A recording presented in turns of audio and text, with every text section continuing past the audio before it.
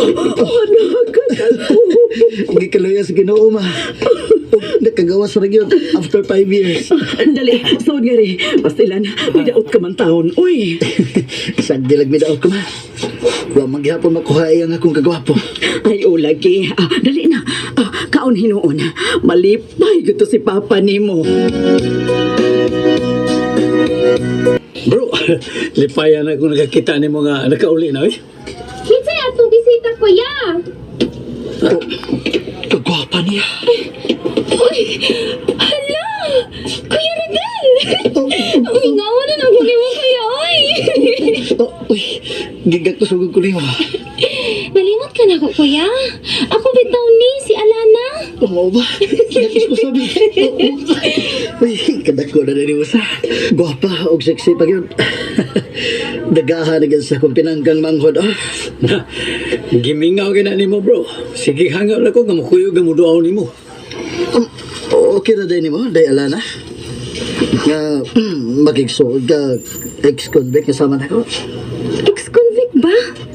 Hindi man ikaw ang kriminal, hipasangin lang ka man lang. Kay baw taon ko sa tinuod, no? Love man ganit ka, since bata pa ko. Ha? Pag sure, uy. Tinuod mo yung kuya. Pirmi naman na mo anhi sa ato si Alana. Uyab mo? Di man na. Hindi pa kasama rin na ako gigsoon, ma. Kay manghod man na ni Jairo. Wa ka day maibog, ana. Kagwapa, ana. Buutan pag yun. Hindi ko ang ngayon niya, ma.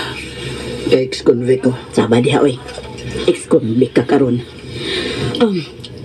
Lain pa'y ato.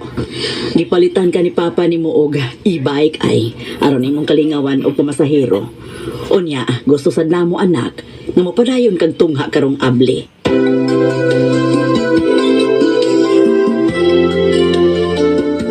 Yes, maayo hinuon. Nanaan kay ibay, kuya. So, kiunti ka ha. Ikaw lang akong service. Kung doon ako'y mga lakaw, dinhi lang sa atong dapit.